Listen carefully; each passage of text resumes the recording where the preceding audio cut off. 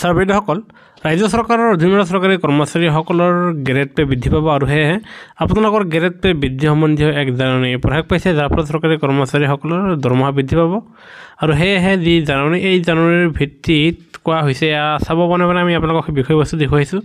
আৰু য'ত কোৱা হৈছে যে কৰ্মচাৰীসকলে 8,700 টকাকৈ তেখেতসকলে গ্ৰেড পে লাভ কৰিব, আৰু বিশেষকৈ সেইসকল কৰ্মচাৰীসকলে লাভ কৰিব যিসকল কৰ্মচাৰীসকলে আপাৰ প্ৰাইমেৰী স্কুলত তেখেতসকলে ইণ্টাৰমিডিয়েট স্কেল হিচাপে নিযুক্তি লাভ কৰিছে, আৰু তেখেতসকলে আপাৰ প্ৰাইমেৰী স্কুলত ইণ্টাৰমিডিয়েট স্কেল পাই আছে।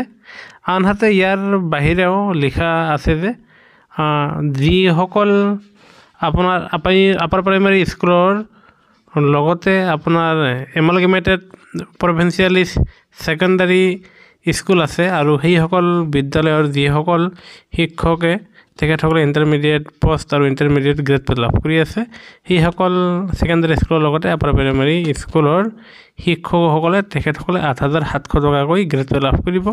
আৰু এই সম্বন্ধে অসম চৰকাৰৰ পৰা বিভাগীয় জাননী প্ৰকাশ পোৱাৰ লগতে অন্যান্য জিলাৰ পৰাও এয়া সুকীয়াকৈ জাননী প্ৰকাশ কৰা হৈছে। সদ্যহতে এয়া বৰপেটা জিলাৰ জাননী, আৰু সেয়েহে সেইসকল কৰ্মচাৰীসকলে 8,700 টকাকৈ তেখেতসকলে এতিয়াৰ পৰা গ্ৰেড পে ড্ৰ কৰিব পাৰিব বুলি এই জাননীখনৰ পৰা জনা গৈছে। সেয়েহে গুৰুত্বপূৰ্ণ ভিডিঅ'টো নিশ্চয় এটা লাইক দিব।